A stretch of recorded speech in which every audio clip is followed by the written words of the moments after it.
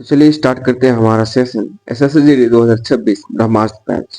Lecture number 21 होगा। इसमें हम बात करेंगे भारतीय राज्य व्यवस्था के बारे में, Indian polity. Exam point of view से ये बहुत ज्यादा इंपॉर्टेंट है।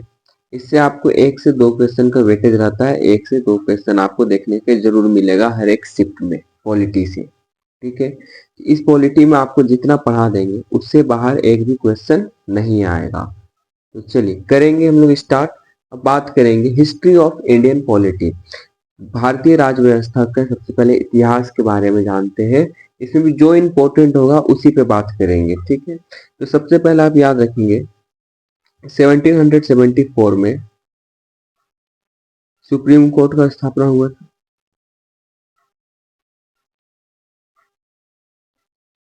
कलकत्ता में।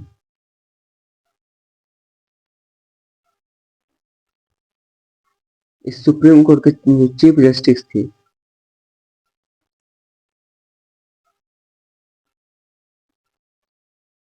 ये आपका था lord Elijah Impey.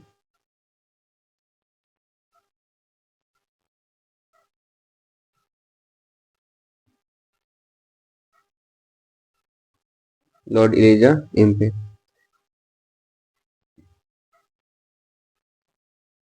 Next point में हम 1784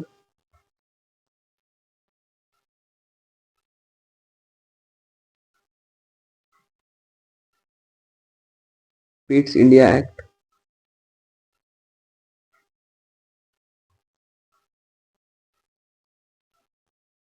डायरेक्ट क्वेश्चन बनेगा कि पीट्स इंडिया कैप कब पारित हुआ, तो आपको 1784 डेट याद रखना है। ठीक है, 1862 portfolio system.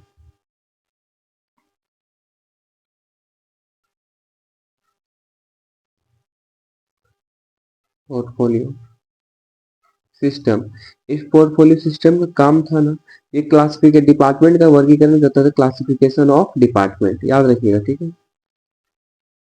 Classification of department, ये पूछा गया सवाल है कि classification of department portfolio system, इसका काम क्या था? क्लासिफिकेशन ऑफ डिपार्टमेंट का वर्गीकरण करना। ठीक है, 3 पॉइंट आपको याद रखना है। 1774 में सुप्रीम कोर्ट का स्थापना हुआ कलकत्ता में। उसके चीफ मुख्य न्यायाधीश लॉर्ड इलिजिबा एम्पे थे। 1784 आपका पीट्स इंडिया एक्ट, और 1862 पोर्टफोलियो सिस्टम जो क्लासिफिकेशन ऑफ डिपार्टमेंट का वर्गीकरण करता है।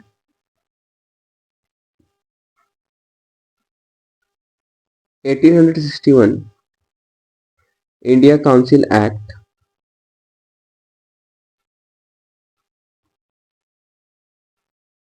या फिर India high court.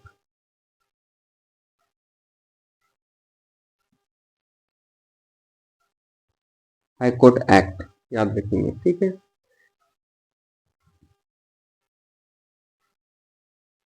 Temporary chairman जो बनाया गया था,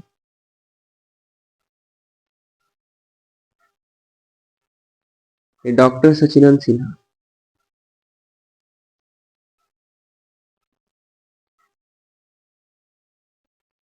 डॉक्टर सचिनंद सिन्हा।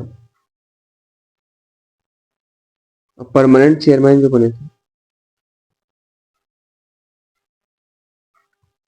डॉक्टर राजेंद्र प्रसाद।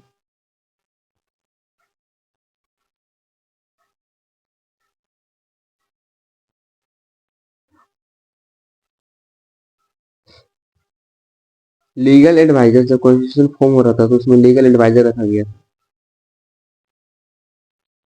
वो आपका BN राव था।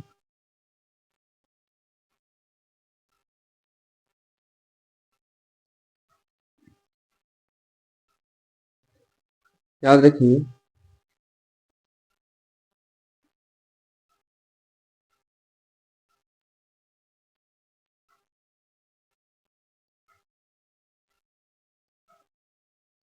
Announce Indian freedom. जब भारत जब भारत को आज स्वतंत्र घोषित कर दिया गया था 1947 में, तब 1947 में, इस समय PM ब्रिटिश का कौन था?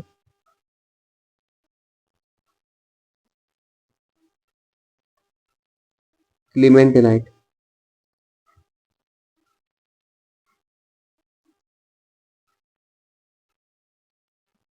क्लीमेंट इट लिखेंगे, ठीक है। तो ये आपको बनेगा कि जब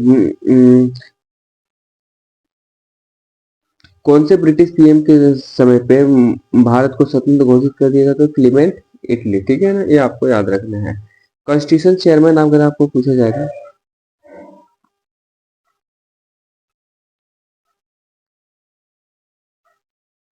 कॉन्स्टिट्यूशन चेयरमैन तो डॉक्टर भीमराव अम्बेडकर।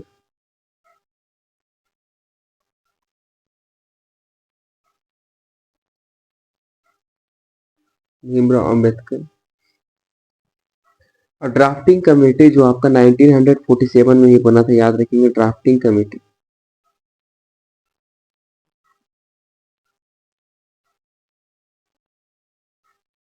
जो आपका 1947 में ही बना था, इसके हेड भी आपका कौन थे, डॉक्टर भीमराव अम्बेडकर। और जब कॉन्स्टिट्यूशन की बात आती है तो कॉन्स्टिट्यूशन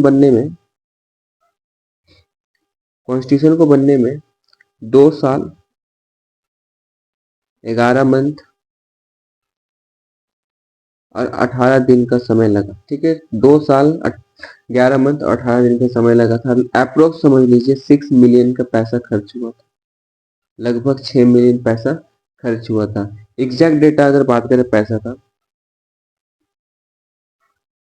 693672 1 10 100 1000 10,000 लाख 10 लाख 69,36,729 रुपीज का खर्च हुआ था, ठीक है।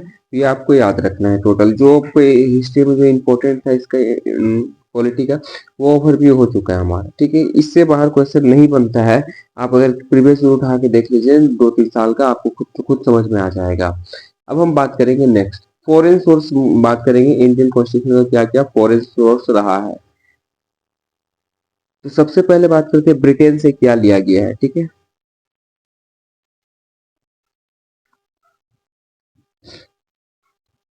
तो ब्रिटेन से लिया गया है citizenship,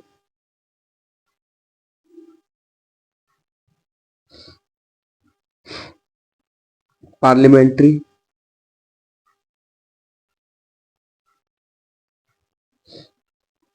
law, rates. Direct question बनेगा कि ये चीज कहाँ से लिया गया है, किस कंट्री से, तो ब्रिटेन से लिया गया है, ठीक है। तो जो लिखा रहे हैं इससे बाहर ऐसे भी नहीं रहता है। आपको थोड़ा सा तो विश्वास करना पड़ेगा, नहीं तो फिर भी उठेगी। यूएसए से आपका लिया गया है प्रेम्बलम, राइट्स,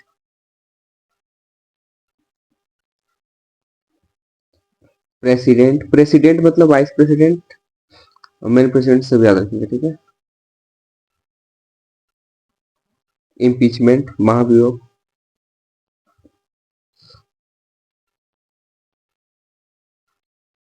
जुडिशरी। ये सब किस लिया गया, यूएसए से लिया गया है।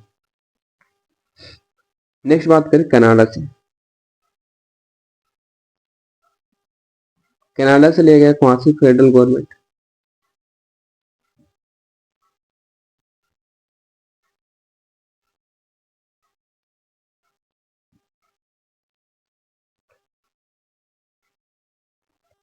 Powerful centre weak state, power centre weak state और गवर्नर। ये सब किससे, कनाडा से लिया गया है। आयरलैंड से बात करें तो directive principle, DPSP, election president,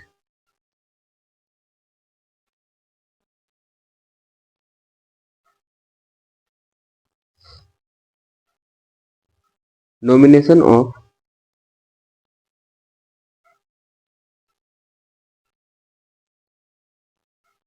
12 member in Rajya Sabha by president. ये सब किससे लिया है, आयरलैंड। तो आपको ये सब इंपॉर्टेंट है जो आपको याद रखना है, क्या चीज किससे लिया गया है, ठीक है ना। नेक्स्ट बात करेंगे ऑस्ट्रेलिया से।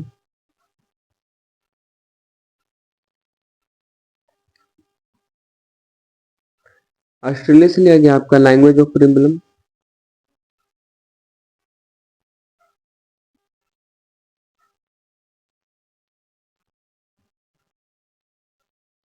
Concurrent list.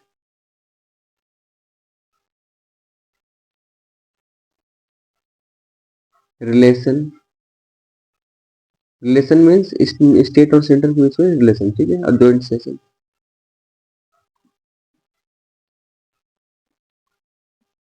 ये ऑस्ट्रेलिया से लिया गया है। नेक्स्ट जर्मनी से क्या लिया गया है? Emergency.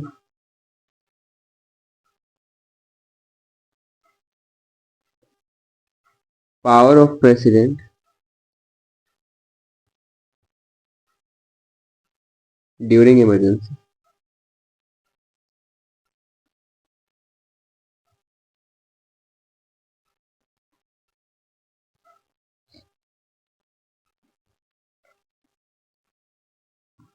South Africa. South Africa से लिया गया amendment.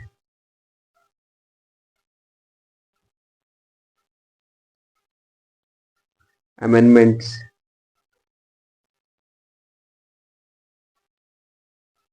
Election of Rajya Sabha member.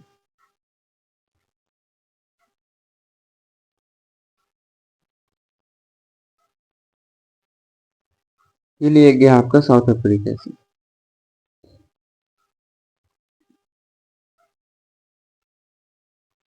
Russia से फंडामेंटल ड्यूटीज।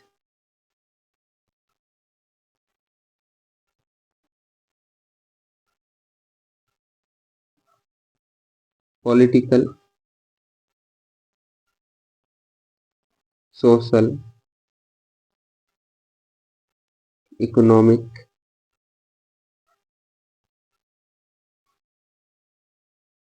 जस्टिस, न्याय। ये सब लिया गया आपका रशिया से। अगर हम बात करें फ्रांस से, फ्रांस से लिखेंगे Republic state, liberty, equality, paternity.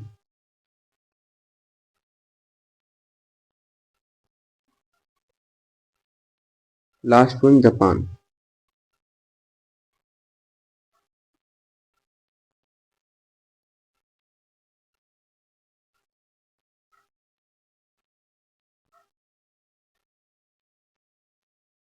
Japan से ले गया प्रोसीजर, इस्टेब्लिश लॉ। ठीक है, ये कुछ इंपॉर्टेंट फॉरेन सोर्स है हमारे भारतीय संविधान में जो लिया गया है, ठीक है ना। हर एक कंट्री से थोड़ा थोड़ा करके लिया गया है, तो ये आपको याद रखना है, इंपॉर्टेंट है, ठीक है ना। जैसे ब्रिटेन से लिया गया आपका सिटीजनशिप। ब्रिटेन से लिया गया citizenship, parliament, law, writs. USA से preamble, fundamental rights, president, impeachment, judiciary. ठीक है। कनाडा से लिया गया quasi federal government, power centre, weak state, governor. Ireland से डीपीएसपी, इलेक्शन, प्रेसिडेंट, प्रेसिडेंट का चुनाव, nomination of 12 member in Rajya Sabha by president. ये आपको लिया गया आयरलैंड से। ऑस्ट्रेलिया से लैंग्वेज ऑफ प्रिम्बलम, कॉन्करेंटली से रिलेशन, ज्वाइंट सेशन। जर्मनी से बात करेंगे इमरजेंसी और power of president during emergency लिया गया है। साउथ अफ्रीका से amendments, election of Rajya Sabha member. Russia से fundamental duties, political, social, economical justice. Russia से लिया गया है। फ्रांस से republic state, liberty, equality, fraternity. और जापान से लिया गया प्रोसीजर, स्टेब्लिश लॉ। ये आपको याद रखना है, ये फॉरेन सोर्स है और एग्जाम में पूछा जाता है, ठीक है, एक क्वेश्चन फिक्स रहता है। अब ये शेड्यूल देखिए, जो शेड्यूल है ना, ये भी बहुत ज्यादा इंपॉर्टेंट है, यहाँ से भी आपको क्वेश्चन देखने को मिलेगा। तो इससे पहले एक नोट करके यहाँ पे देख लेंगे, यहीं पे करा देते हैं। जो सोशलिस्ट है ना,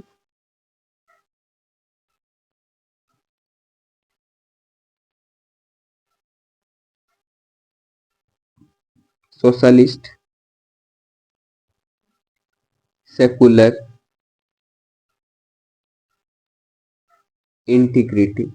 ये आपका 1976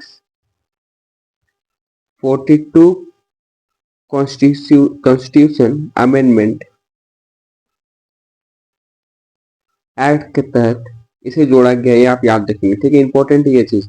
socialist secular and integrity 1976 42 constitution amendment act के तहत जोड़ा गया है। ये इंपॉर्टेंट है, ठीक है। अब हम बात करेंगे शेड्यूल के बारे में।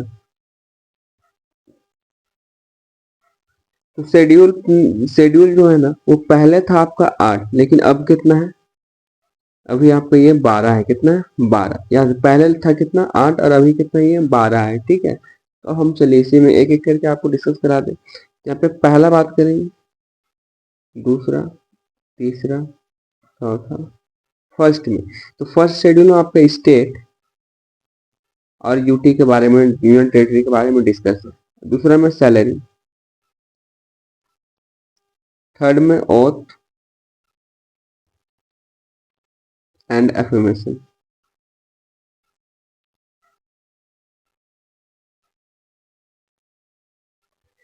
फोर्थ में allocation of Rajya Sabha, allocation of Rajya Sabha direct याद रखना है। फर्स्ट शेड्यूल में स्टेट और यूटी में, दूसरा में सैलरी के बारे में, थर्ड में ओथ एंड एफर्मेशन शपथ के में, फोर्थ में एलोकेशन ऑफ राज्यसभा मेंबर, ठीक है। 5 6 7 8 9। 5 में आपका है स्पेशल प्रोविजन,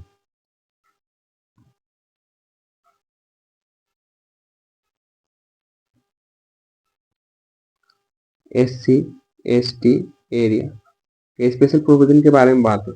6 में बात करेंगे स्पेशल एडमिनिस्ट्रेशन के बारे में बात है।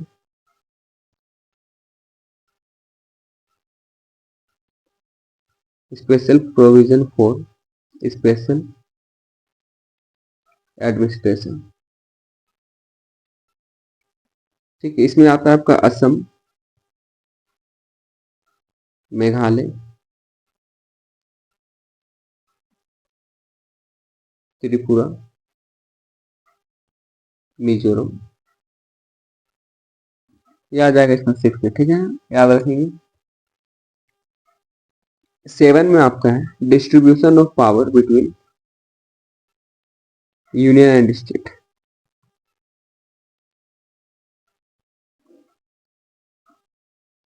Distribution of power between union and state. जिसमें बात करें यूनियन लिस्ट में,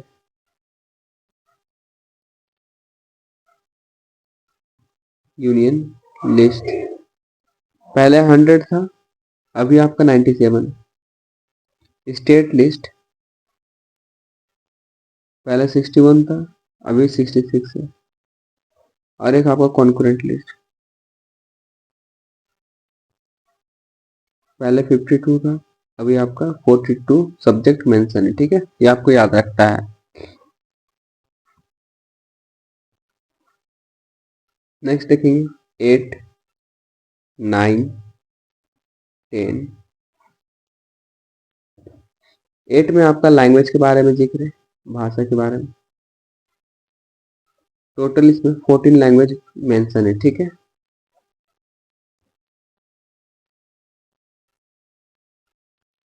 9 में आपका है लैंड रिफॉर्म, भूमि सुधार के बारे में। 10th शेड्यूल में आपका दल बदल बोलते हैं जिसको, एंटी डिफेक्शन, ठीक है। बात करें 11 और 12 में, तो 11 में मेंशन आपका पंचायत, जिसमें 29 सब्जेक्ट याद रखिए। पंचायत में कितने सब्जेक्ट है? 29 सब्जेक्ट है। और जो 12th है इसे म्यूनिसिपलिटीज है,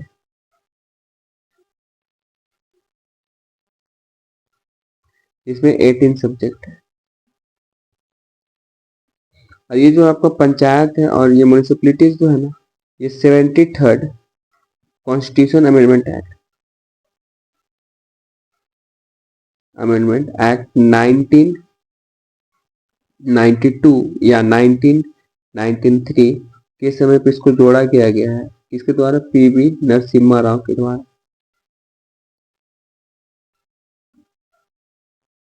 राव के द्वारा ये जोड़ा गया है। ठीक है, ये इंपॉर्टेंट है, आपका शेड्यूल था, सूची था, इसको आपको याद रखना है। ठीक है, ज्यादा कुछ याद रखना है, जो आपको यहाँ पे बतलाया है ना, बस यही याद रखेंगे।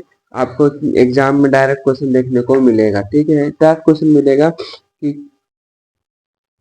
किस अनुसूची में पंचायत के बारे में जिक्र है, आपको बतलाना है 11वीं। ठीक है, इसमें सब्जेक्ट पूछ जाएगा तो 29। ठीक है, ऐसे करके पूछा जाता है, तो डायरेक्ट आप उसको कर पाएंगे। चलिए अब बात करते हैं हम आर्टिकल के बारे में। इसमें सारा आर्टिकल हमने जिक्र करने की जरूरत नहीं है, जो इम्पोर्टेंट है बस उसी के बारे में बात करेंगे। तो पार्ट 1 में बात करते हैं union and it's territory. Article याद रखेंगे यहाँ पे 1 to 4, 1 से लेकर 4 तक का जो आर्टिकल वो यूनियन एंड इट्स टेरिटरी के बारे में डिस्कस करता है। ठीक है, आर्टिकल नंबर 3 याद रखेंगे, change in names and boundary.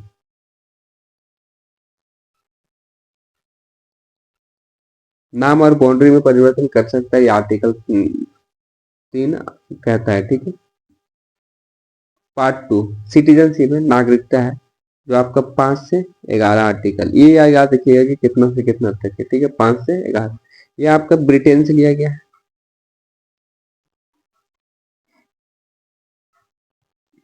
Article 8 जो है वो एनआरआई के बारे में डिस्कस करता है। ठीक है, एनआरआई के बारे में मेंशन किसमें? आर्टिकल 8 में। और आर्टिकल 11 जो है वो बताता है amendment by parliament, amendment by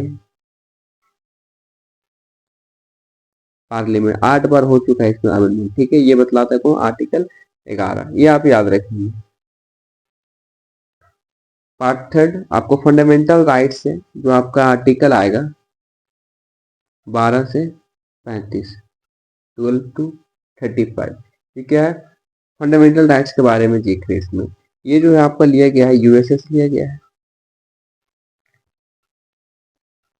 Magna carta of Indian constitution भी कहा जाता है।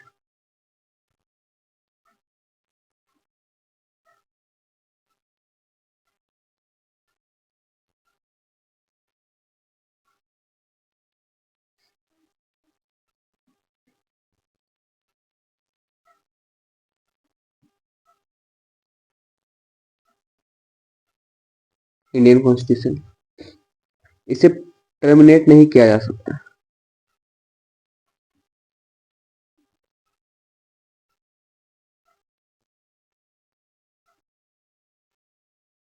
Can not terminate. ठीक है, इसका उद्देश्य क्या है? Aim to establish government by law,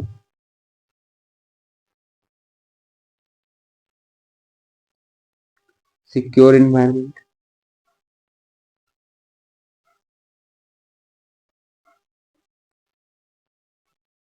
and right to minorities.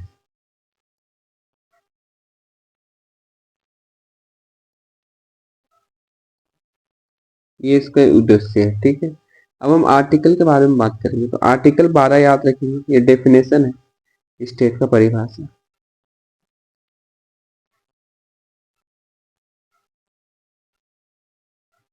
Definition of state, article 12 में। अब इसको सारी चीज को हमें ब्रेक करना होगा, तो चलिए ब्रेक करके आपको बतलाते हैं। तो सबसे पहले याद रखेंगे राइट टू इक्वलिटी।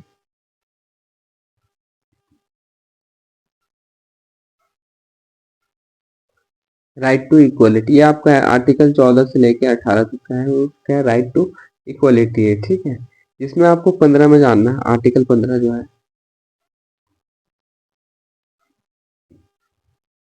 इसमें प्रोविजन है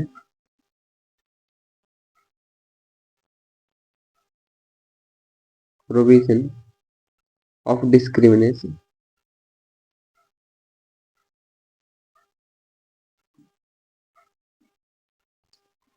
on the basis of religion caste, sex या जेंडर या बर्थ। ठीक है। आर्टिकल 16 में अगर बात करें, इक्वल अपॉर्चुनिटी,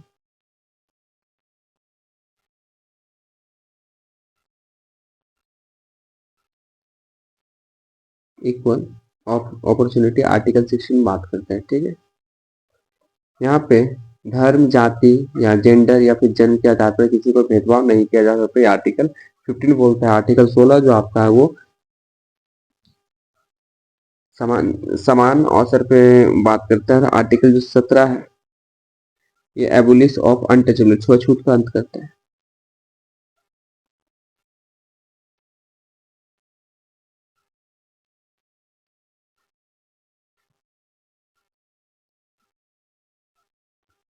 छुआछूत का अंत।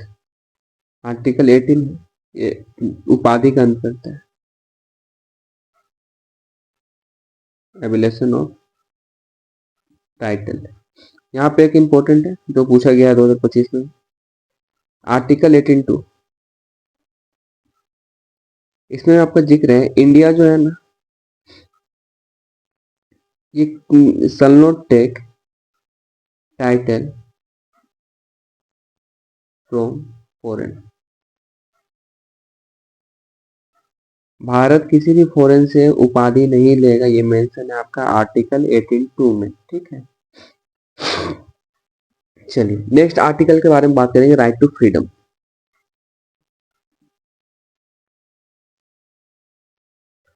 राइट टू फ्रीडम किसमें जिक्र है तो याद रखेंगे 19 से लेके 22 का जो आर्टिकल है इसमें आप राइट टू फ्रीडम के बारे में जिक्र है। इसमें ना टोटल 6 सब क्लोज पढ़िएगा। ठीक है। तो सबसे पहले हम बात करते हैं article 19(1).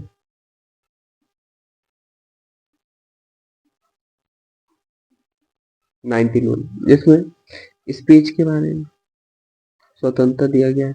RTI, flag hosting.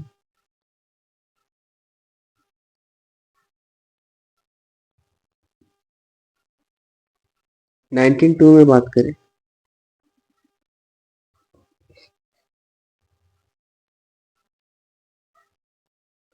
Prohibited in case of defamation. मानहानि के केस में, मानहानि के केस में क्या निलंबित करने का इसमें प्रावधान दिया गया है 19(2) को। आर्टिकल 20 में अगर बात करें,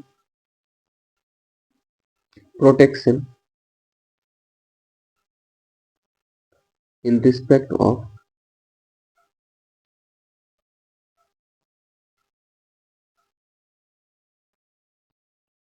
conviction for offence, conviction for offence, ये आर्टिकल 20 बात करते हैं। ठीक है। आर्टिकल 21 के बारे में अगर जिक्र करें तो protection of life and personal liberty, ये आर्टिकल 21। एक लास्ट 21A के बारे में जिक्र कर लो, right to education.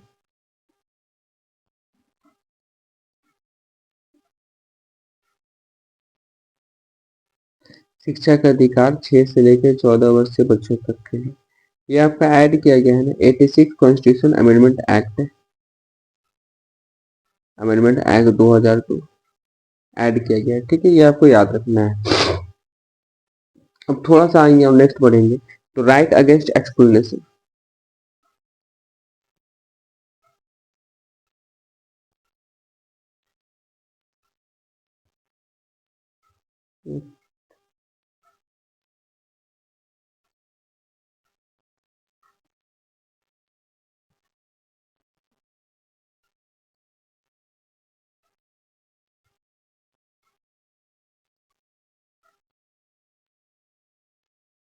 Against एक्सक्लूनेशन,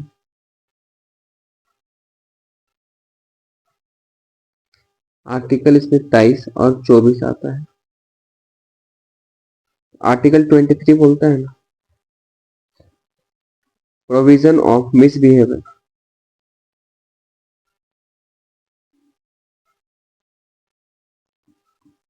and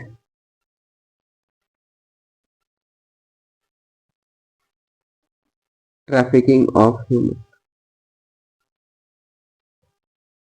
ठीक है, provision of misbehaviour and trafficking of human. और आर्टिकल 24 बोलता है provision of child labour, child labour. ठीक है, यानी आप आर्टिकल 24 बोलता है बच्चों से आप काम नहीं करा सकते, 23 बोलता है किसी से मिसबिहेव नहीं करना है और किसी से आप ऐसे ही काम नहीं करा सकते। ठीक है ना, forcefully.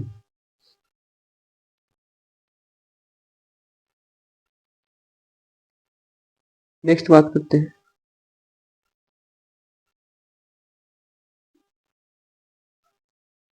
Right to freedom of religious. Article 25 से लेके 28, ये आर्टिकल इंपॉर्टेंट है, डायरेक्ट क्वेश्चन बनेगा आपको।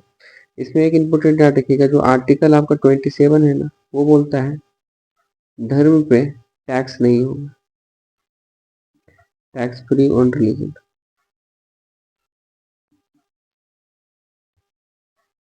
ठीक है,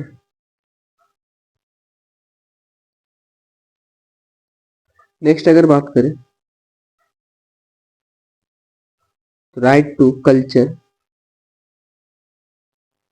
and education. Right to culture and education जिसके बारे में मेंशन है आपका 29 से लेके 30 तक, ये आप याद रखेंगे। ठीक है,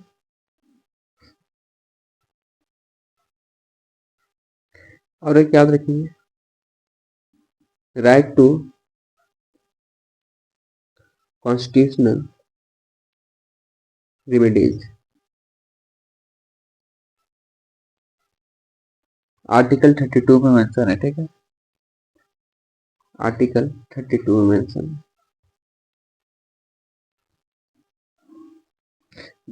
और इसे सोल ऑफ इंडियन कॉन्स्टिट्यूशन भी कहा गया है। किसके द्वारा? बाय भीमराव अम्बेडकर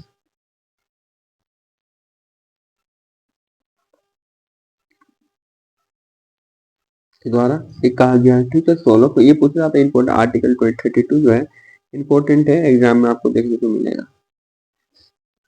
आर्टिकल 31 जो है ना, जो राइट टू प्रॉपर्टी था, संपत्ति का अधिकार,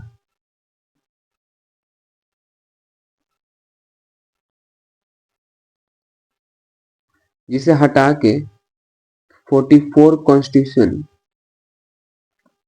अमेंडमेंट एक्ट के तहत इसको हटा दिया गया। कब? 1978 में, और इसको लीगल अधिकार बना दिया गया। आर्टिकल किस में रखा गया है? 300A में, ये आपको याद रखना है। ठीक है, आर्टिकल 31 जो राइट टू प्रॉपर्टी था, इसको 44 कॉन्स्टिट्यूशन अमेंडमेंट एक्ट 1978 के तहत हटा दिया गया और इसको लीगल प्रॉपर्टी, लीगल राइट्स बना दिया गया, आर्टिकल 300A में रखा गया है। ठीक है, ये आपका फंडामेंटल राइट्स था, इससे बाहर कुछ नहीं। और अभी तक आपने सेशन को लाइक शेयर सब्सक्राइब नहीं किया है, तो सेशन को लाइक शेयर सब्सक्राइब जरूर करेंगे। आप लोग सब्सक्राइब करते नहीं हैं तो सब्सक्राइब करें। ठीक है, part 4 DPSP, directive principle of state policy, सबसे इंपॉर्टेंट टर्म ये आर्टिकल 36 से लेकर 51 तक है। ठीक है, लिया गया है ये आयरलैंड से। इसका उद्देश्य aim to make welfare state,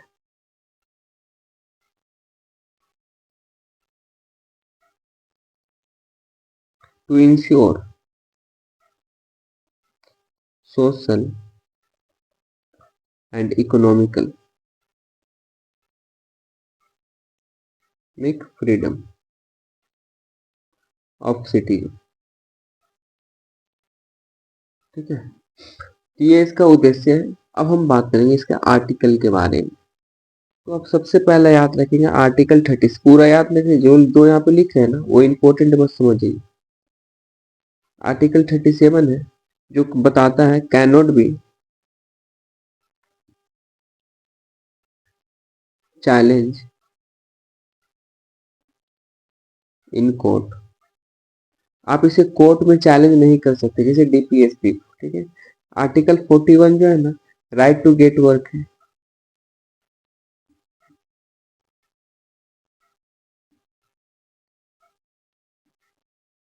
right to get work in case of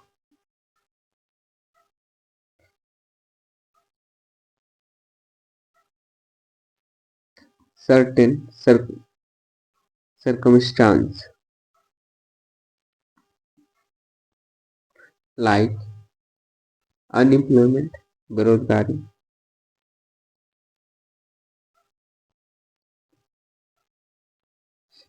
and old age. Old, ये आर्टिकल 41 इंपोर्टेंट डायरेक्ट आपको खुल जाएगा, ठीक है ना। Right to get work in any circumstance like unemployed, बेरोजगार, बुढ़ापे में अगर आपको काम की जरूरत है, आपको पैसे की जरूरत है, उस दिन भी काम से आएगा तो वो लेने का अधिकार आपका आर्टिकल 41 के तहत है। आर्टिकल 42 ये और भी ज्यादा इंपॉर्टेंट है। जस्ट, डायरेक्ट ऐसे ही लिखा मिलेगा आपको, just and human condition to work. ये किस आर्टिकल, तो आर्टिकल 42 में याद रखिएगा, ठीक है ना। आर्टिकल 40 जो है ना,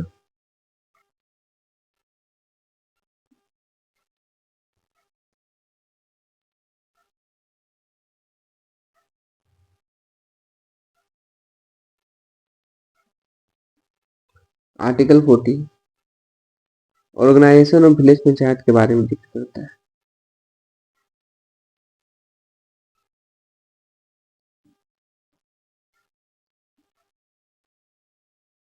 विलेज पंचायत गांधी प्रिंसिपल के अंदर आता है ये पंचायत वाला, ठीक है ना, गांधी प्रिंसिपल के अंदर। आर्टिकल 44 याद रखिए,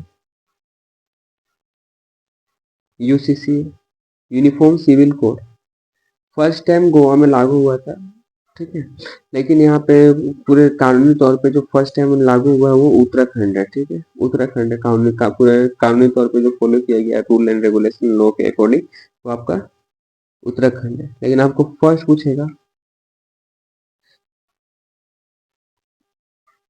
आप याद रखिए गोवा आजादी से पहले, और उत्तराखंड जो बना है ये लॉ से बना है, ठीक है।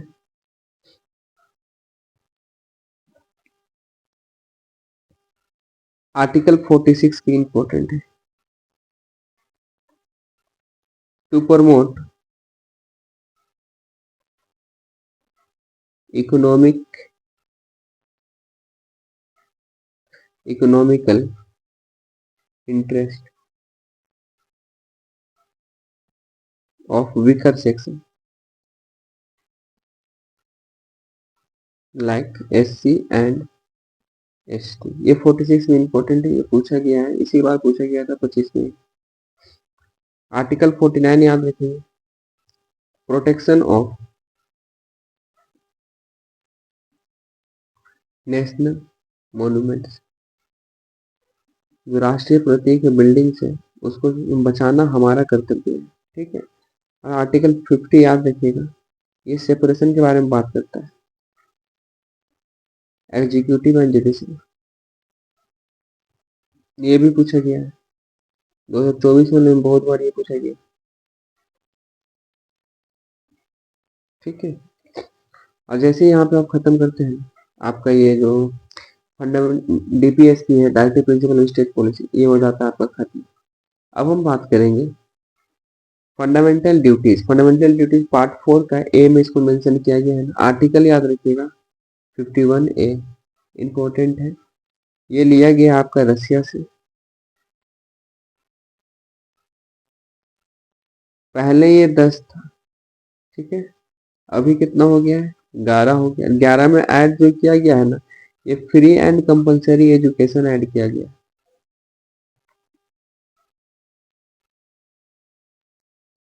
कंपलसरी एजुकेशन जो 6 से लेकर 14 वर्ष के बच्चों के लिए, जो 86 कॉन्स्टिट्यूशन अमेंडमेंट एक्ट 2002 के तहत किया गया। अगर हम बात करें फंडामेंटल ड्यूटीज, इसे कब ऐड किया गया?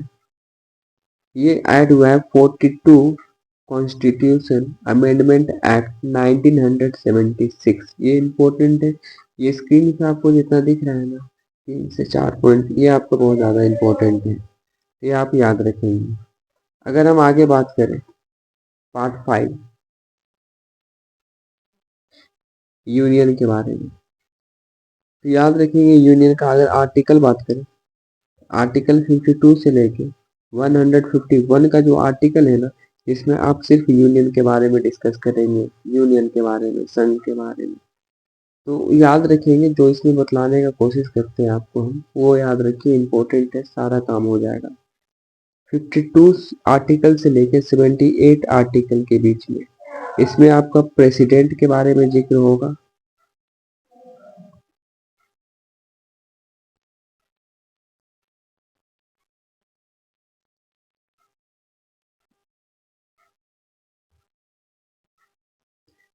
President,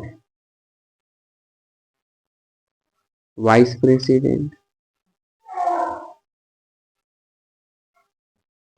PM, council of minister,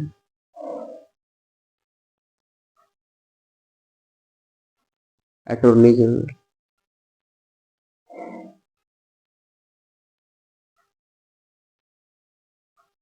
ये आपका आर्टिकल 52 से 78 में मेंशन है। अगर हम बात करें 79 से 123 आर्टिकल, क्या मेंशन है? तो पार्लियामेंट के बारे में, पार्लियामेंट में प्रेसिडेंट भी आ जाएगा, राज्यसभा भी आ जाएगा, और आपका लोकसभा भी आ जाएगा। ठीक है। आर्टिकल 124 से लेकर 147 में किस चीज के बारे में जिक्र होगा? तो supreme court.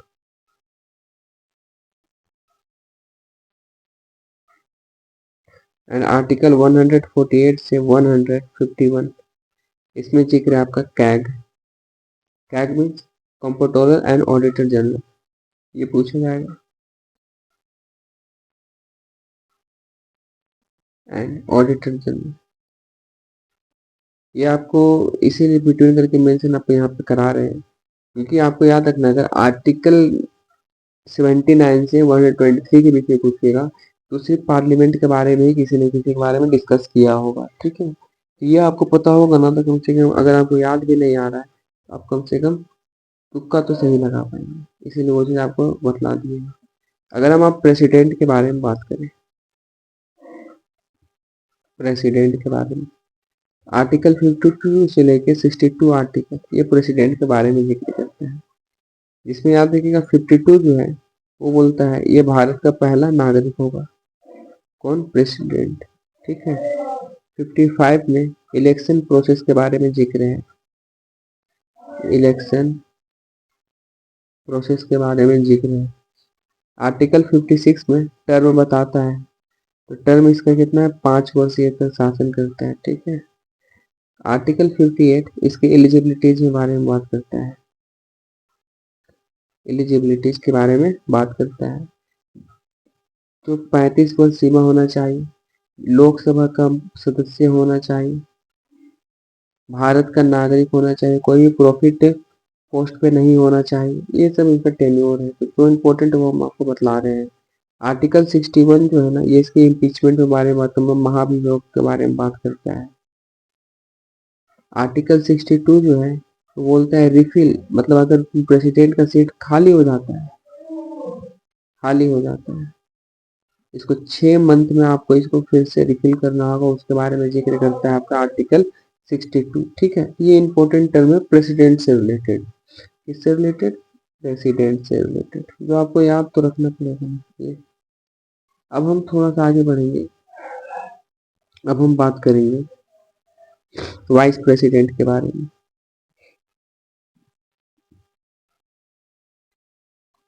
Vice president article 63 से लेके 69 का आर्टिकल वाइस प्रेसिडेंट से रिलेटेड होगा।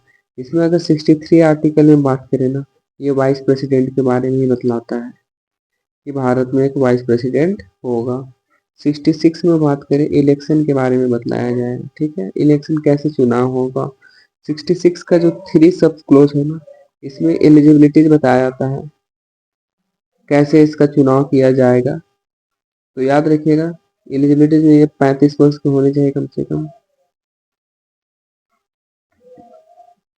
कितने? 35 वर्ष इनकी आयु होनी चाहिए। राज्यसभा का मेंबर ये होने चाहिए, राज्यसभा का मेंबर होना चाहिए। और 67 में टर्म है, ठीक है, 67 में टर्म में मतलब ये कितने साल तक शासन करेंगे, तो 6 साल करते हैं राज्यसभा का मेंबर, तो 6 ईयर तक रहता है, ठीक है। 67 का बी में अगर बात करें, 67 का बी में इम्पीचमेंट है, इम्पीचमेंट। और 69 में ओथ है। ये वाइस प्रेसिडेंट के बारे में आपको जानना है। अब कुछ कुछ यहाँ पे टर्म है जो आपको जानना होगा, तो याद रखेंगे। आर्टिकल 72 जो है ना, ये पार्डोन पावर के बारे में, pardon power. Article 108 president call joint session के बारे में डिस्कस। इस आर्टिकल के तहत प्रेसिडेंट ज्वाइंट सेशन बुला सकते हैं, तो आर्टिकल 108 के तहत। 111 में है special power on bill, bill में स्पेशल पावर के बारे में डिस्कशन। आर्टिकल 267 में बात करें तो ये contingency fund of India, contingency fund of India के बारे में मेंशन है, ठीक है। आर्टिकल 267। 78 के बारे में बात करें, article 78 work and responsibility of PM, PM का कार्यभार के बारे में आर्टिकल 78 डिस्कस करता है। अगर आर्टिकल 76 के बारे में बात करें, ये अटॉर्नी जनरल ऑफ इंडिया, याद रखिएगा, इंपॉर्टेंट है। अटॉर्नी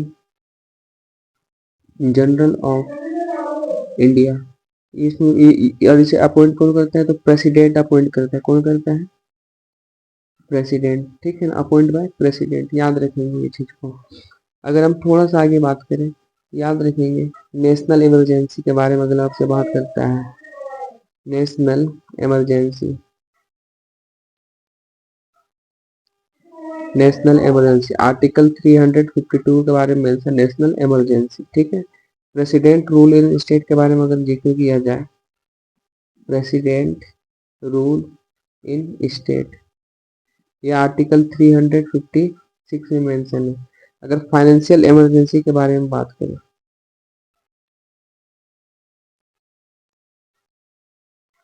इमरजेंसी के बारे में बात करें, ये आपको याद रखना है, आर्टिकल 360 में मेंशन है, ठीक है। ये आपको याद रखना, आर्टिकल जो इम्पोर्टेंट है वो आपको बतला रहे हैं,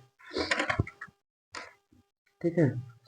अब हम पार्लियामेंट के बारे में अगर बात करें, एक हमारा टॉपिक भी था इसी में पार्लियामेंट, हाँ, तो चलिए थोड़ा पार्लियामेंट के बारे में भी देखा जाए।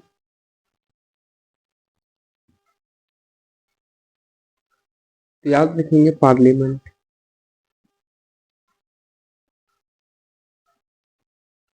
पार्लियामेंट। अगर आर्टिकल बात करें तो 79 से लेके आर्टिकल 122 का जो आर्टिकल है ना, जिसमें हम सिर्फ और सिर्फ पार्लियामेंट के बारे में जिक्र करते हैं, ठीक है।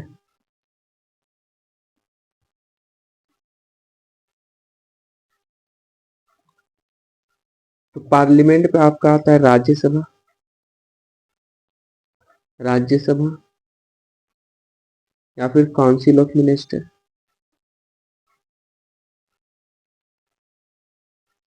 या फिर अपर हाउस, ये एक ही नाम है। लोकसभा, हाउस ऑफ पीपल, या लोअर हाउस, तीनों नाम एक ही है। और एक आ जाएगा इसमें प्रेसिडेंट, ये 3 चीज आता है पार्लियामेंट के अंदर, ठीक है। अब हम बात करते हैं कुछ इंपॉर्टेंट आर्टिकल जो आपको याद ही रखना होगा, ठीक है। आर्टिकल 80 सबसे पहले याद रखेंगे, ठीक है ना। ठीक है, composition of Rajya Sabha, composition of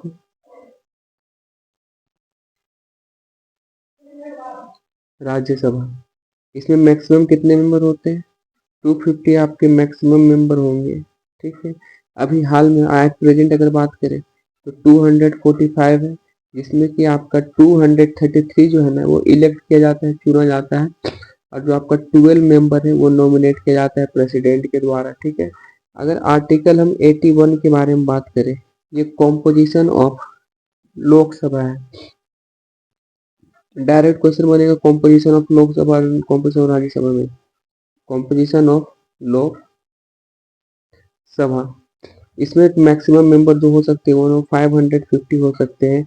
at present का बात करें तो 543 है, और ये सभी को क्या इलेक्ट किया जाता है, चुना जाता है, ठीक है ना, चुना जाता है। अगर हम 83 आर्टिकल के बारे में बात करें, आर्टिकल 83, 83 में क्या डिस्कस है, टर्म, कितने साल तक ये कार्यभार संभालते हैं, तो याद रखेंगे जो लोकसभा है ना वो 5 साल तक है, और जो राज्यसभा है वो आपका 6 साल कार्यभार संभालते हैं, ठीक है। अगर 84 में बात करें तो ये एलिजिबिलिटीज के बारे में बात होता है, क्या योग्यता होना चाहिए। योग्यता जो लोकसभा है ना, लोकसभा के लिए 25 वर्ष होना चाहिए, और राज्यसभा के लिए 35 वर्ष, 30 वर्ष की आयु होना चाहिए, ये आपको याद रखना है, ठीक है।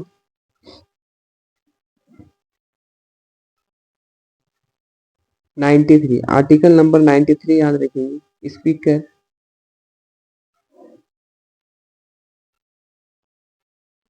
And deputy speaker of Lok Sabha,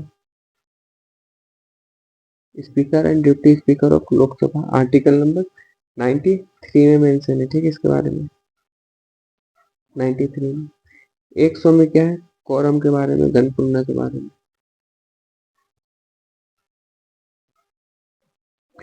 article 107 बोलता है ordinary bill, ordinary bill,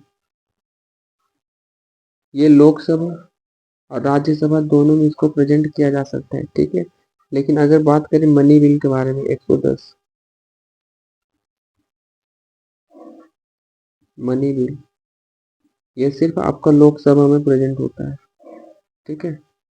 Lok Sabha में ये सिर्फ आपका प्रेजेंट होगा, ये आपको याद रखना है, ठीक है। आर्टिकल 112 की हम बात करें, ये यूनियन बजट के बारे में बात करेगा। आर्टिकल 112 यूनियन बजट में बात करेगा, ठीक है। आर्टिकल 120 में अगर बात करें, use of language in parliament के बारे में जिक्र है। Use of language in parliament, parliament में किस भाषा का प्रयोग करना है उसके बारे में जिक्र है आर्टिकल 120 में। आर्टिकल 122 में जुडिशरी के बारे में मेंशन आर्टिकल 122 में। अब हम बात करते हैं जुडिशरी के बारे में, ठीक है। ये सारा तो हो गया, अब देखिए important judiciary, judiciary of union, judiciary of union के बारे में बात करेंगे।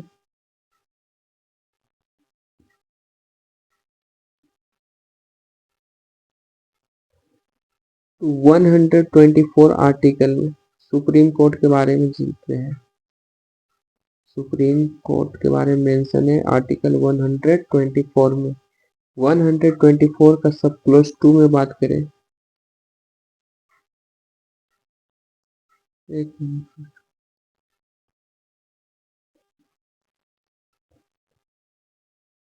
124 का सब क्लोज 2 में chief justice, chief justice appoint by parliament, president होगा, ठीक है। चीफ जस्टिस किसके द्वारा अपॉइंट किया जाएगा, नियुक्त किया जाएगा, प्रेसिडेंट के द्वारा। आर्टिकल 124 टू में जिक्र है, 124 थर्ड में जिक्र है एलिजिबिलिटीज के बारे में। एलिजिबिलिटी क्या होना चाहिए, 5 साल का तो एक्सपीरियंस होना चाहिए ना, प्लस 10 साल का प्रैक्टिस होगा हाई कोर्ट में। ठीक है, ये आपका एलिजिबिलिटी है। आर्टिकल 148 याद रखेंगे, कैग के बारे में, तो computer and auditor general and auditor general of India. इसी को हम लोग फाइनेंशियल गार्जियन कहा जाता है। ये भी पूछा गया कि फाइनेंशियल गार्जियन कौन होता है,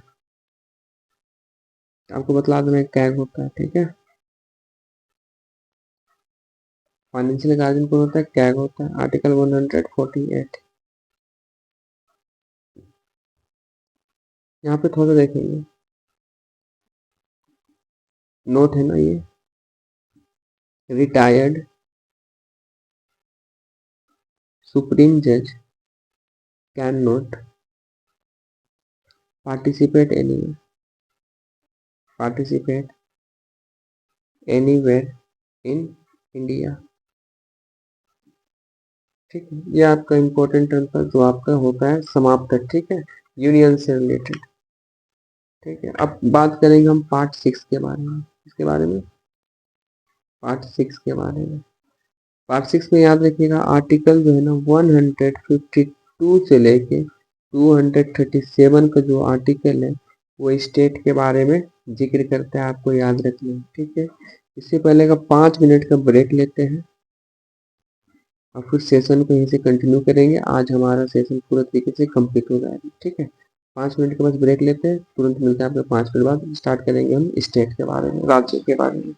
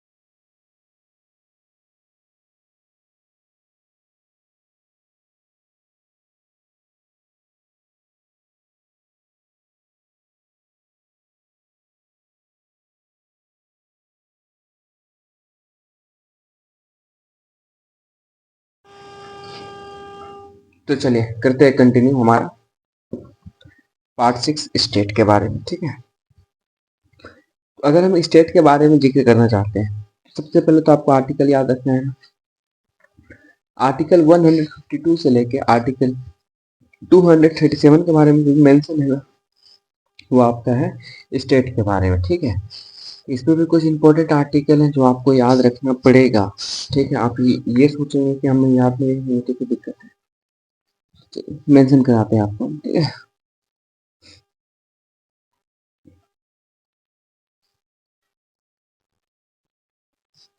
तो सबसे पहले बात करेंगे आर्टिकल 153 में आपका गवर्नर होगा ईच स्टेट, प्रत्येक राज्य में एक आपका गवर्नर होगा, ये बोलता है आर्टिकल 153। आर्टिकल 155 बोलता है ये जो गवर्नर होगा ना, इसको अपॉइंट करने वाला कौन होगा, प्रेसिडेंट। अपॉइंटेड बाय प्रेसिडेंट, ठीक है। आर्टिकल 157 और 158 ये क्वालिफिकेशन के बारे में बात करता है, योग्यता के बारे में। और उम्र कितना होना चाहिए, गवर्नर कम से कम 35 वर्ष का उम्र होना चाहिए। आर्टिकल 159 जो है,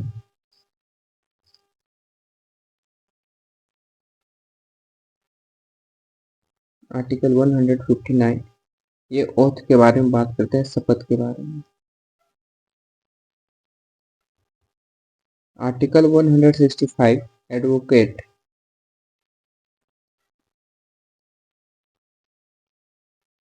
जनरल ऑफ स्टेट के बारे में मेंशन है आपका आर्टिकल 165 में। आर्टिकल 177 में बात करेंगे, तो जो एडवोकेट होते हैं, advocate general can sit in legislative assembly and legislative council.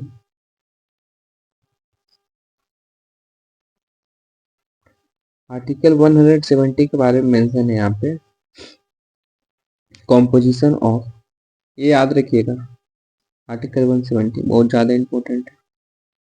Composition of legislative assembly, LA, ठीक है, लेजिस्लेटिव असेंबली, जिसमें आपका मिनिमम 60 मेंबर हो सकता है और मैक्सिमम आपका 500 मेंबर हो सकता है, ठीक है। 170 में याद रखिएगा कॉम्पोजिशन ऑफ लेजिस्लेटिव असेंबली, क्या लेजिस्लेटिव असेंबली।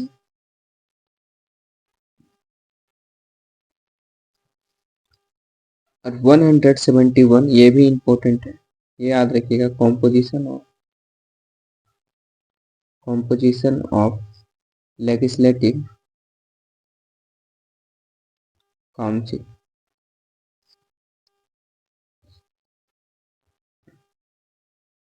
जिसमें मिनिमम मेंबर आपका 40 हो सकता है, कितना, 40 मेंबर आपका मिनिमम हो सकता है 171।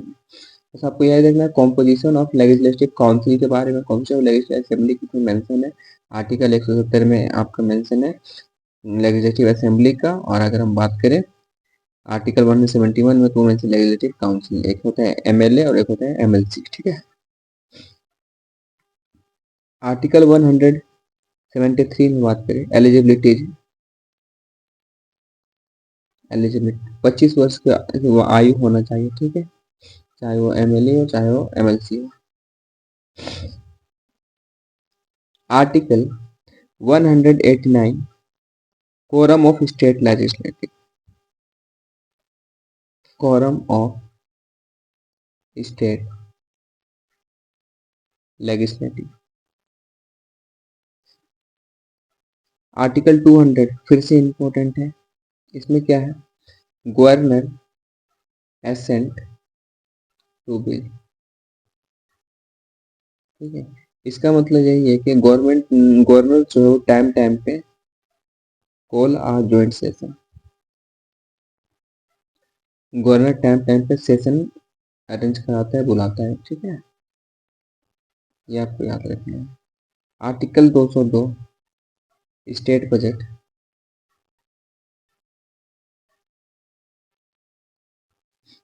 अब थोड़ा सा स्टेट का जुडिशरी के बारे में जानना है तो याद रखेंगे जुडिशरी कराया था स्टेट का।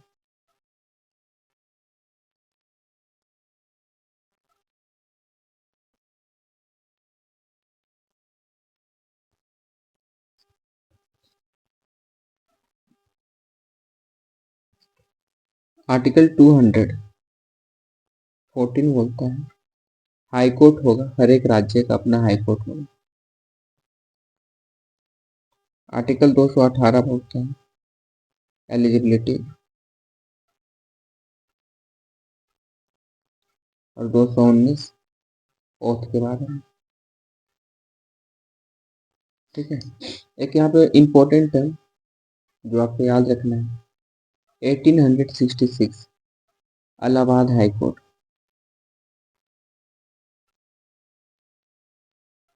हाई कोर्ट भारत का सबसे बड़ा ये उच्च न्यायालय है या फिर हाई कोर्ट है। भारत का सबसे बड़ा हाई कोर्ट है, ठीक है ना। इंडियन सिविल का स्थापना हुआ इलाहाबाद हाई कोर्ट में, ये याद रखना, इसीलिए आपको इम्पोर्टेंट करना। अब चलिए हम बात करेंगे आर्टिकल 8 के बारे में। आर्टिकल 7 इम्पोर्टेंट नहीं, आर्टिकल 8 के बारे में मेंशन करते हैं। तो आर्टिकल 8 में आपका यूनियन टेरिटरीज के बारे में डिस्कस है। इसमें आप आर्टिकल पढ़ेंगे 239 से लेके 241 का जो आर्टिकल है, इसमें डिस्कस करेंगे आप यूनियन टेरिटरी के बारे में। सबसे पहला आर्टिकल 239, यूटी जो है ना वो रन करेगा प्रेसिडेंट के द्वारा। प्रेसिडेंट रन करता है यूटी को। आर्टिकल 241 बोलता है हर एक यूटी के पास अपना क्या होगा, हाई कोर्ट होगा, ठीक है। जैसे अगर हम बात करें Andaman Nicobar,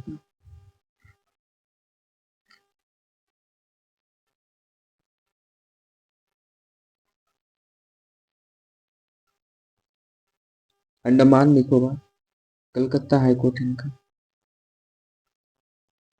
Calcutta high court. Dadar and नागर आगे बढ़ा रहे थे, Dadar and Nagar Haveli and Daman and Diu, इन दोनों का जो हाई कोर्ट है ये आपका बॉम्बे हाई कोर्ट है। Lakshadweep, Lakshadweep,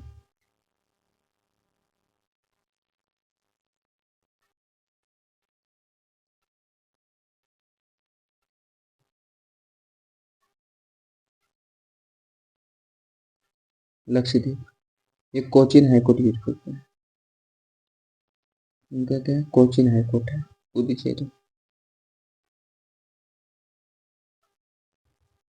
Madras high court, Madras high court, ये आपको याद रखना है कौन सा हाई कोर्ट किसका है, ये इंपॉर्टेंट है। बाकी स्टेट का तो आप समझ जाएंगे, इसलिए वो कराया मैंने। देखिए इंपॉर्टेंट है पार्ट 9। पार्ट 9 आपका पंचायती राज के बारे में डिस्कस है, जिसमें आप आर्टिकल के बारे में बात करेंगे 243 से लेकर 243 ओ, याद रखिएगा, ठीक है। ओ आर्टिकल आप इसका पंचायती राज क्या है, ठीक है। और ये ऐड किया गया था on the recommendation of second administrative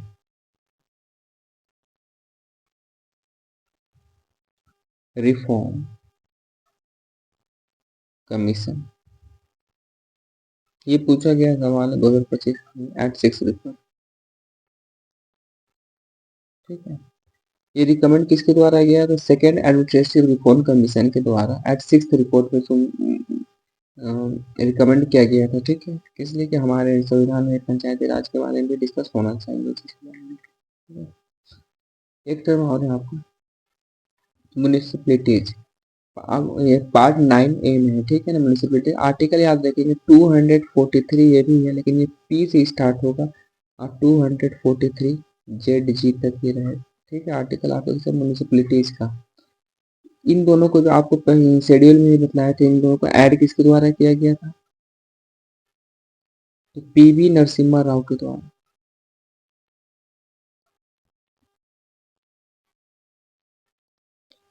1992 या फिर 1993 के समय ऐड किया दोनों को, ठीक है ना। म्यूनिसिपैलिटीज और ये पंचायती राज दोनों को ऐड किया गया था, ठीक है। 1992 1993 में पीवी नरसिम्हा राव के द्वारा, ठीक है।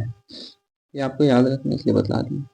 अब यहाँ पे देखिए थोड़ा सा आगे बात करेंगे relation between union and state. Article आपका 11 और 12 में आता है, ये पूछा नहीं जाता है लेकिन आपको जानना होगा सर। दो चार आर्टिकल है जो इम्पोर्टेंट है, ठीक है। आर्टिकल इसमें स्टार्ट करेंगे 245 से लेके 300 का जो आर्टिकल होगा ना वो होगा आपका relation between union and state के बारे में। आर्टिकल 246 जो है ये डिस्ट्रीब्यूशन ऑफ पावर बतलाता है, distribution of power. 253 article international pact and treaties के बारे में मेंशन करेगा। International pact and treaty. Article 266 जो है एक कॉन्सुलेटेड फंड ऑफ इंडिया के बारे में।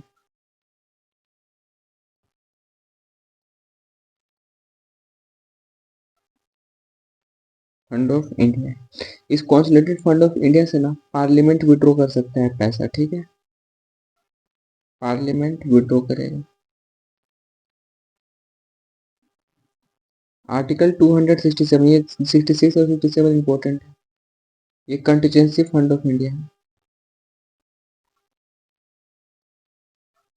Contingency fund of India. President withdraw कर सकती है इसमें, सिर्फ प्रेसिडेंट विड्रॉ कर सकते हैं, ठीक है। एक last article, article 280, finance commission of India के बारे में मेंशन है। फाइनेंस कमीशन ऑफ इंडिया के बारे में मेंशन है। ये आपका कुछ आर्टिकल था जो आपको याद रखना है, ठीक है। नेक्स्ट पार्ट की ओर मूव करेंगे। तो पार्ट 14 में हमारा service under union and state का जो भी सर्विस है उसके बारे में मेंशन है। आर्टिकल का बात करें ना तो 308 से लेके 323 का जो आर्टिकल है वो service under union and state के बारे में मेंशन है। अब सर्विस हम बात कर रहे हैं ना, सबसे पहला ऑल इंडिया सर्विस, ये तो पूछा गया है, ठीक है ना। ऑल इंडिया सर्विस 312 में है। 315 में जो है वो यूपीएससी एंड स्टेट पीसीएस, वो 315 में है। और 322 जो है ना वो बोलता है ना जो यूपीएससी है वो कॉन्सुलेटेड फंड ऑफ इंडिया से होगा, और जो स्टेट पीसीएस है वो कॉन्सुलेटेड फंड ऑफ स्टेट कराएगी, ठीक है। स्टेट पीसीएस स्टेट कराएगी और ये कौन कराएगी, सेंट्रल कराएगी, कॉन्सुलेटेड फंड ऑफ इंडिया से, ठीक है। ये आपको याद रखना है पार्ट 14 में जो service under union and state के बारे में मेंशन है। अब लगभग हम लोग समाप्ति की ओर पहुंच चुके हैं। पार्ट 15 में इलेक्शन है, इलेक्शन के बारे में बस आपको आर्टिकल याद रखिएगा ना, 324 से लेके 329 का जो आर्टिकल है ना ये आपके इलेक्शन के बारे में बात करता है, बस आपको यही याद रखना है, इससे ज़्यादा और कुछ नहीं। नेक्स्ट बात करेंगे जो आपका पार्ट 16 है वो special provision for certain classes, कुछ क्लास के लिए स्पेशल प्रोविजन दिया गया है उसके बारे में। ये आर्टिकल इंपॉर्टेंट है, याद रखिएगा। 330 से लेके 342 का जो आर्टिकल है ना वो मेंशन करता है पार्ट 16 के बारे में, जिसमें आर्टिकल 331 बोलता है reservation of two Anglo Indian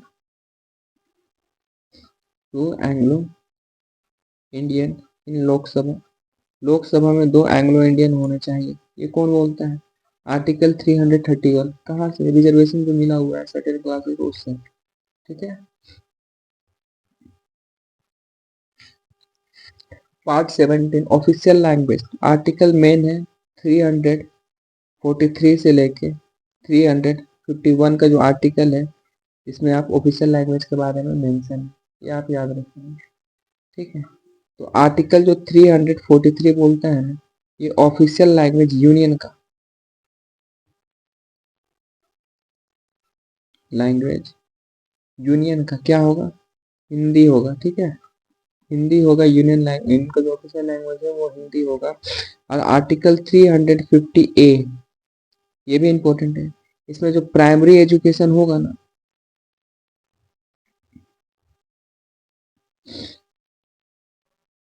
primary education ये आपका लोकल लैंग्वेज में दिया जाना चाहिए,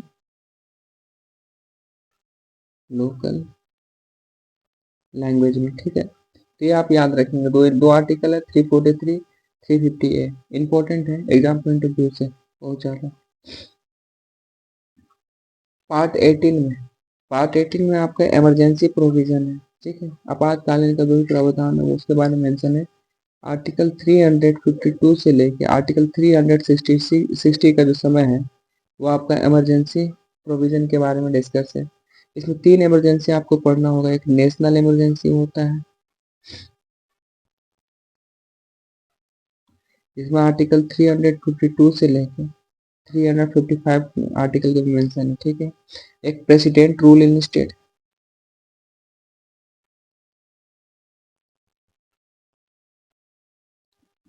आर्टिकल 356 से लेके आर्टिकल 357 मेंशन है। अब financial emergency, emergency 360 article mention है। ये आर्टिकल याद है, नेशनल इमरजेंसी आर्टिकल 352 से लेके 355, प्रेसिडेंट रूलिंग स्टेट आर्टिकल 356 से लेके 357, फाइनेंशियल इमरजेंसी आर्टिकल 360 में मेंशन है। एक लास्ट याद रखेंगे, जो पार्ट 20 जो है ना, उसमें कॉन्स्टिट्यूशन अमेंडमेंट्स, अमेंडमेंट के बारे में जिक्र, पूरा भी जो संविधान जितने भी कॉन्वेंट अमेंडमेंट हुआ है, संशोधन हुआ है, उसके बारे में मेंशन है। किसमें? पार्ट 20 में डायरेक्ट पूछा गया था कि किस पार्ट में, किस भाग में संविधान के संशोधन मेंशन किया गया है, तो पार्ट 20 में। आर्टिकल याद रखिएगा 368। बस हो गया आपका ये पॉलिटी समाप्त। क्या कुछ बड़ा चीज था? नहीं था।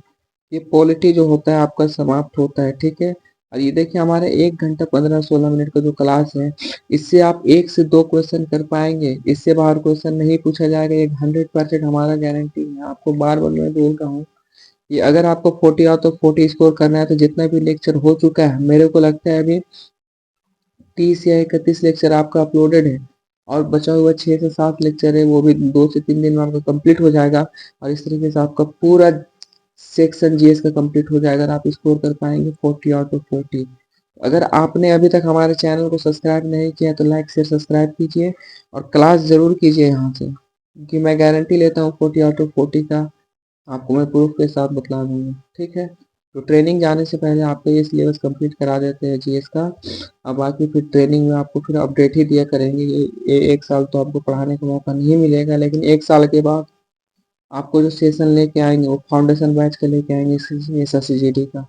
तो चलिए, सभी को मिलते हैं हम लोग हमारे नेक्स्ट क्लास में। नेक्स्ट क्लास जो होगा ना, वो आपका, वो हम करा देंगे, आपका जियोग्राफी में कराएंगे, ठीक है ना, भूगोल पे कराएंगे। मिलते हैं नेक्स्ट क्लास में, आज के लिए इतना ही रखेंगे, ठीक है। सभी को जय हिंद, धन्यवाद।